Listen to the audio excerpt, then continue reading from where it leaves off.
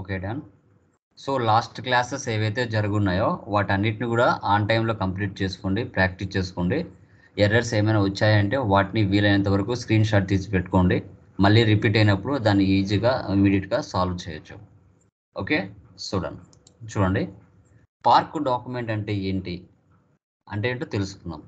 తర్వాత next hold document అంటే కూడా ఏంటో తెలుసుకున్నాం. పార్క్ డాక్యుమెంట్ అనేది ఎందుకు ఉపయోగపడుతుంది, ఏ పర్పస్ కోసం ఉపయోగపడుతుంది అని చూసుకుంటే ఒక స్మాల్ డెఫినేషన్ ఇక్కడ ఇచ్చాను చూడండి.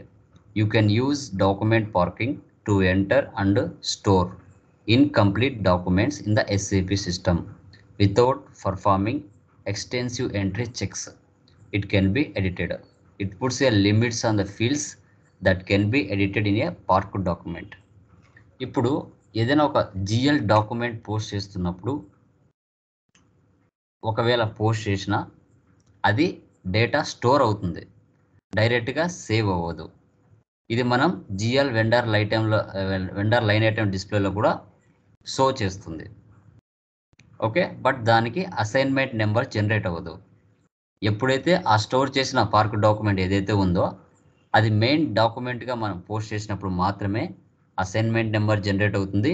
యాజ్ యూజువల్గా అది మనకి జిఎల్ లైన్ ఐటెం డిస్ప్లేలో కూడా కనపడుతుంది. జిఎల్ లైన్ ఐటెం డిస్ప్లే వెళ్ళినప్పుడు అక్కడ కింద ఒక పార్క్డ్ అని ఒక ఆప్షన్ ఉంటుంది.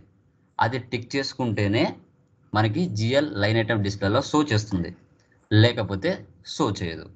బట్ ఈ డాక్యుమెంట్ జస్ట్ స్టోర్ అవుతుంది.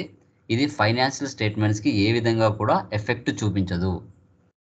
ప్రాఫిట్ అండ్ లాస్లో కానీ ఎలాంటి ట్రబుల్ అయితే చూపించదు. సో దీన్ని మనం ఇన్కంప్లీట్ డాక్యుమెంట్స్ అంటాం. పూర్తిగా ఇన్ఫర్మేషన్ లేనప్పుడు, సో ఆ అమౌంట్ విషయం కానీ రెఫరెన్స్ నెంబర్ కానీ ఎంత అని క్లారిటీగా లేనప్పుడు జస్ట్ అందాజ్గా ఒక 10,000 దాన్ని 5,000తో పోస్ట్ చేసి సేవ్ చేసుకుంటారు. తర్వాత రిమైనింగ్ ఇన్ఫర్మేషన్ని పూర్తిగా సీనియర్ అకౌంటెంట్స్ నుంచి కానీ మేనేజర్స్ నుంచి కన్ఫర్మేషన్ చేసుకొని తర్వాత మెయిన్ డాక్యుమెంట్ ఎంత అమౌంట్ ఉంటుందో ఆ అమౌంట్ యాడ్ చేసి మెయిన్ డాక్యుమెంట్గా మారుస్తారు. ఓకే, సో దీనికి ఎడిట్ చేసుకోవడానికి ఆప్షన్స్ ఉంటాయి. ఓకేనా, జస్ట్ స్టోర్ అవుతుంది కాబట్టి దాన్ని మళ్ళీ ఎడిట్ చేయొచ్చు. అమౌంట్ మార్చచ్చు, రెఫరెన్స్ నెంబర్ మార్చచ్చు, GL కూడా మార్చచ్చు. అలాంటి ఫెసిలిటీ కూడా ఉంటుంది. ఓకే, సో ఫర్ ఎగ్జాంపుల్ ఇక్కడ చూడండి, రెంట్ పెయిడ్. యాక్చువల్గా రెంట్ వచ్చేసి 10,000 అనుకోండి, బట్ మనకు అందాజుగా పూర్తిగా డీటెయిల్స్ తెలియదు ఎండ్ యూజర్కి. అలాంటప్పుడు ఏం చేస్తాడంటే అతను 5,000తో ఆ ఎంట్రీని స్టోర్ చేస్తాడు. బట్ తర్వాత రిమైనింగ్ పూర్తి ఇన్ఫర్మేషన్ సీనియర్ అకౌంటెంట్ కానీ మేనేజర్ని కనుక్కొని ఎంత అమౌంట్ తెలుసుకొని రెఫరెన్స్ నెంబర్ కానీ అది రెంటా లేకపోతే శాలరీసా, ఓకే, లేకపోతే ఎలక్ట్రిసిటీ బిల్లా, ఇలాంటి పూర్తి ఇన్ఫర్మేషన్ తెచ్చుకొని పర్మిషన్ తీసుకొని సీనియర్ అకౌంటెంట్ నుంచి ఎంత అమౌంట్ అనేది కరెక్ట్గా మెయిన్ ఇన్వాయిస్గా పోస్ట్ చేస్తాడు. అప్పుడు మాత్రమే ఫైనాన్షియల్ స్టేట్మెంట్స్లో షో చేస్తుంది. అంతవరకు అది షో చేయదు. అసైన్మెంట్ నెంబర్ కూడా జనరేట్ అవ్వదు. అది మీరు గమనించాలి. వీటికి సంబంధించి కాన్ఫిగరేషన్ స్టెప్స్ ఏమున్నాయో చూద్దాం. GL posting FB50 GL posting అనేది చేస్తాము. GL లైన్ ఐటెం డిస్ప్లే FBL3Nలో షో చేస్తుంది. పోస్ట్ పార్క్డ్ డాక్యుమెంట్ FBV0లో షో చేస్తుంది. Parked document posting in double screen వచ్చేసి F-65లో చేస్తుంది. పోస్ట్ పార్క్డ్ డాక్యుమెంట్ FBVOలో మనం చూస్తాం. తర్వాత డిస్ప్లే డాక్యుమెంట్ FB03 వెళ్ళి చూసుకుంటాం. వీటికి సంబంధించి ట్రాన్సాక్షన్స్ ఇప్పుడు పోస్ట్ చేద్దాం. తర్వాత ఇది అయిపోయిన తర్వాత హెల్త్ డాక్యుమెంట్ కూడా చెప్దాం. ఓకే, చూడండి. ఇప్పుడు చూడండి, SAP ఓపెన్ చేస్తున్నాను. ఇది చాలా సింపుల్, బట్ తెలియాలి వాట్ ఈజ్ వాట్ అనేసి. ఇది మనం వెండర్లో కూడా ఉపయోగిస్తామండి. ఓన్లీ GLలోనే కాదు, వెండర్లో కస్టమర్లో కూడా ఉపయోగిస్తాం. గమనించాలి. SAP స్క్రీన్ కనబడుతుందమ్మా? కన్ఫర్మ్ చేయండి. Okay done. ఇప్పుడు FS00లోకి వెళ్తే మనకి ఆల్రెడీ లాట్ కంపెనీ మీద ఎక్స్పెన్సెస్, అడ్మిన్ ఎక్స్పెన్సెస్ చాలా క్రియేట్ చేస్తున్నాం. Rent, salaries, electricity bill, telephone bill, ఇవన్నీ కూడా నేను రెంట్ పోస్ట్ చేస్తాను. ఓకేనా, FB50లోకి వెళ్ళి రెంట్ పోస్ట్ చేస్తాను. /n FB50.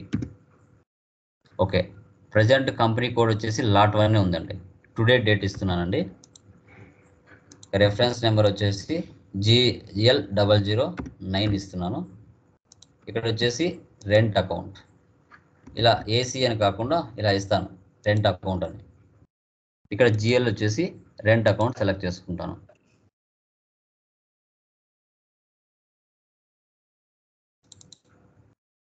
ఇక్కడ డెబిట్ తీసుకోండి. ఒకటి డెబిట్ ఏంటంటే ఆటోమేటిక్గా బ్యాంక్ అనేది క్రెడిట్ అవుతుంది మనకి. ఇక్కడ మీరు చూసుకుంటే rent account debit, HDFC bank card credit. ఇక్కడ 5000 నా పూర్తి ఇన్ఫర్మేషన్ తెలియదు, అందుకు గాను నేను జస్ట్ 5000 మాత్రమే ఇచ్చాను. ఇక్కడ బ్యాంక్ అకౌంట్ తీసుకుంటున్నాను.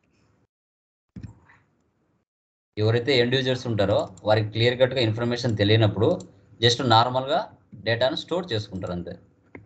ఎంటర్ ఇస్తున్నాను. ఓకే, టెక్స్ట్ అడుగుతుంది, టెక్స్ట్ ఇద్దాం. రెంట్, మళ్ళీ ఎంటర్ ఇవ్వండి. ఇక్కడ బ్యాంక్, ఎంటర్. ఓకే, ఇక్కడ చూడండి పార్క్ చేస్తున్నానండి. పార్క్ డాక్యుమెంట్ చూసారా? Document 1017 lot 1 was parked.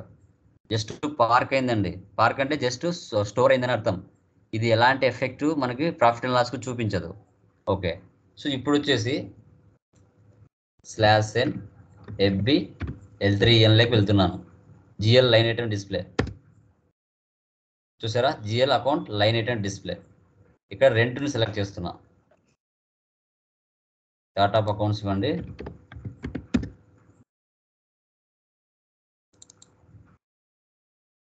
ఇక్కడ చూడండి జస్ట్ ఎగ్జిక్యూట్ చేస్తున్నాను. ఎగ్జిక్యూట్ చేస్తే ఇక్కడ కనబడుతుందా 5000 అనేసి టుడే డేట్లో? చూడండి 30 ఏమైనా కనబడుతుందా? కనిపించలేదు. ఎందుకు కనిపించలేదు అంటే నువ్వు పార్క్ అనేది సెలెక్ట్ చేసుకోలేదు. ఎక్కడ బ్యాక్లో జిఎల్ అకౌంట్ లైన్ ఐటమ్ డిస్ప్లేలో కింద చూడండి టైప్ పార్క్డ్ ఐటమ్స్ ఉంది కదా, దీన్ని సెలెక్ట్ చేయండి. ఇప్పుడు ఎగ్జిక్యూట్ చేయండి, షో చేస్తుంది. చూసారా? ఇలా ఎల్లో కలర్ ఉందంటే పార్క్ అయిందని అర్థం. అసైన్మెంట్ నెంబర్ జనరేట్ అయిందా? జనరేట్ అవ్వలేదు. అసైన్మెంట్ నెంబర్ అంటే ఏంటి? టుడే ఇయర్, మంత్, డేట్ తీసుకుంటుంది అసైన్మెంట్ నెంబర్ అంటే, గుర్తుపెట్టుకోవాలి. ఓకే, ఇక్కడ చూడండి document number 1017 SA document 5000 rent account. Okay, assignment number generate అవ్వలేదు. ఇక్కడ ఎల్లో కలర్ ఉందంటే ఇది పార్క్ అయిందని అర్థం. ఇది ఫైనాన్షియల్ స్టేట్మెంట్స్లో ఎలాంటి ఎఫెక్ట్ చూపించదు. ఇది ఇన్కంప్లీట్ డాక్యుమెంట్. సో తర్వాత సీనియర్ అకౌంటెంట్ కాల్ చేసి సో క్లియర్ అమౌంట్ ఎంత అనేది తెలుసుకొని డీటెయిల్స్ ఇంకా క్లారిటీగా తెలుసుకొని ఇప్పుడు ఏదైతే నువ్వు పార్క్ చేసావో దాన్ని మెయిన్ ఇన్వాయిస్గా పోస్ట్ చేస్తావు. దానికి సంబంధించిన టీ కోడ్ ఏంటి అంటే ఇక్కడ చూడండి post park document FB V0. ఈ స్క్రీన్ ఇలాగే పెడుతున్నాను, న్యూ స్క్రీన్ తీసుకుంటున్నాను. V0. ఓకే, చూసారా? పోస్ట్ పార్క్ డాక్యుమెంట్ డైరెక్ట్గా డాక్యుమెంట్ నెంబర్ అదే వచ్చిందా 1017. ఇయర్ తీసుకోండి లేదంటే డైరెక్ట్గా ఇవ్వండి. డాక్యుమెంట్ లిస్ట్, కంపెనీ కోడ్ ఇవ్వండి. ఫిజికల్ ఇయర్ ఆటోమేటిక్గా తీసుకుంటుంది. మళ్ళీ ఎగ్జిక్యూట్ చేయండి. చూసారా? 1017. దీన్ని ఓపెన్ చేయండి. చూసారా? ఓపెన్ చేస్తే మళ్ళీ ఓపెన్ అయింది. ఇప్పుడు రెఫరెన్స్ నెంబర్ మారుస్తున్నా. 9 ఉంది కదా, 10 తీసుకుంటున్నా. ఇక్కడ అకౌంట్ ఉంది కదా, అకౌంట్ తీసేసి నార్మల్ A/C తీసుకుంటాను. తర్వాత ఇక్కడ 5000 ఉంది కదా, 10,000 తీసుకుంటాను. అంతే కదా, మార్చుకుందాం. మనం ఇక్కడ 10,000 కన్ఫర్మేషన్ చేసుకొని 10,000 ఇస్తున్నాం. ఇక్కడ 10,000 ఎంటర్. ఇప్పుడు ఇక్కడ చూడండి పోస్ట్, ఇప్పుడు మెయిన్ ఇన్వాయిస్గా మెయిన్గా సేవ్ అయిపోతుంది. Post document 1017 was posted in company code. ఇప్పుడు పోస్ట్ అయిపోయింది.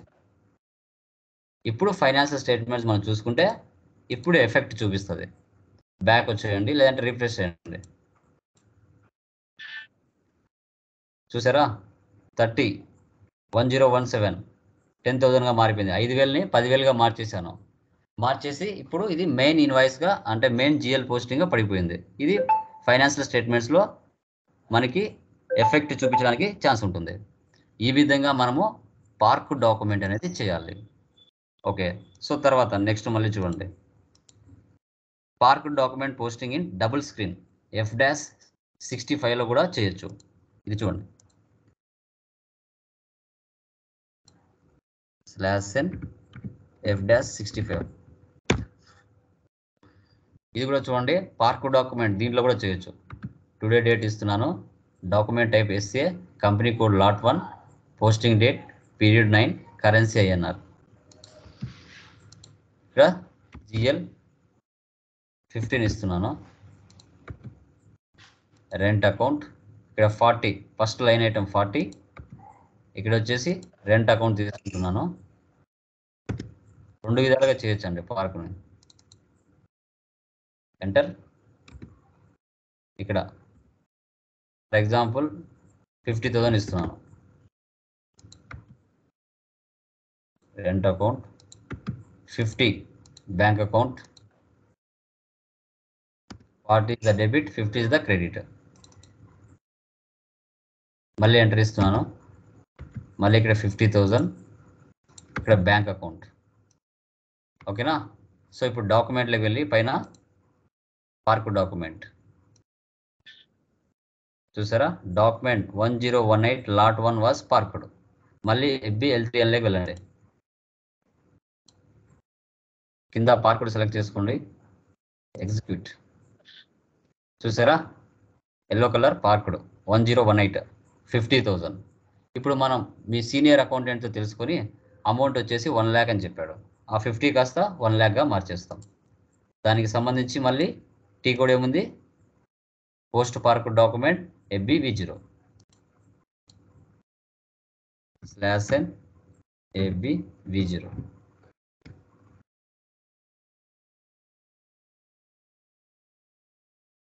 Okay 1018 document list, execute, open.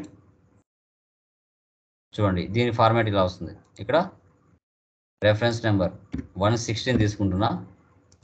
ఇక్కడ A/C తీసేసి అకౌంట్గా మారుస్తా. ఇప్పుడు దీన్ని ఓపెన్ చేయండి. రెంట్ని దీన్ని 1 lakh చేయండి.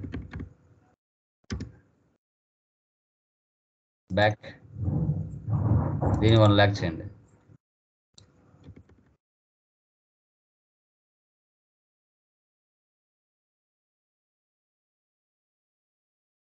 Back and then save it. చూసారా document 1018 was posted in company code. చూసారా ఇది కూడా మనకి గ్రీన్ కలర్లో వచ్చేసింది. బ్యాక్ తర్వాత FBL3N1కి వచ్చేయండి. లిస్ట్లోకి వెళ్ళి రిఫ్రెష్ చేయండి. చూసారా 1018 SA 1 lakh రెంట్ అకౌంట్. ఇలా అండి, ఈ విధంగా మనము పార్క్ డాక్యుమెంట్ అనేది చేసుకోవాలి. ఓకేనా? ఏదైనా ఒక పూర్తిగా ఇన్ఫర్మేషన్ మనకు తెలియనప్పుడు పార్క్ డాక్యుమెంట్ అనేది క్లియర్ కట్గా ఇన్ఫర్మేషన్ లేనప్పుడు ఇన్కంప్లీట్ డాక్యుమెంట్గా మనం పోస్ట్ చేస్తాం. ఓకేనా? సో తర్వాత పూర్తిగా ఇన్ఫర్మేషన్ చేసుకొని దాన్ని ఎడిట్ చేసుకోవడానికి కూడా ఛాన్స్ ఉంటుంది. దీనే మనం పార్క్ డాక్యుమెంట్ అంటాం. దీంట్లో అన్ని ఫీల్డ్స్ మనం యూజ్ చేయం, లిమిటెడ్ ఫీల్డ్స్ని మాత్రమే యూజ్ చేస్తాం. అవసరం మాత్రమే ఎడిట్ చేసుకోగలిగే వాటి మాత్రమే మనం ఫీల్డ్స్ని ఎడిట్ చేసుకోగలుగుతాం, అన్నీ చేయలేమన్నమాట. దీన్నే పార్క్డ్ డాక్యుమెంట్ అంటారు. ఓకేనా? క్లియర్మా? ఏమైనా డౌట్స్ ఉన్నాయా? నాగేష్ గారు ఏమైనా డౌట్స్ ఉన్నాయండి పార్క్ డాక్యుమెంట్లో? మౌనిక, గంగా లేదు సార్. క్లియర్ కదా? Okay good. So next one చూడండి.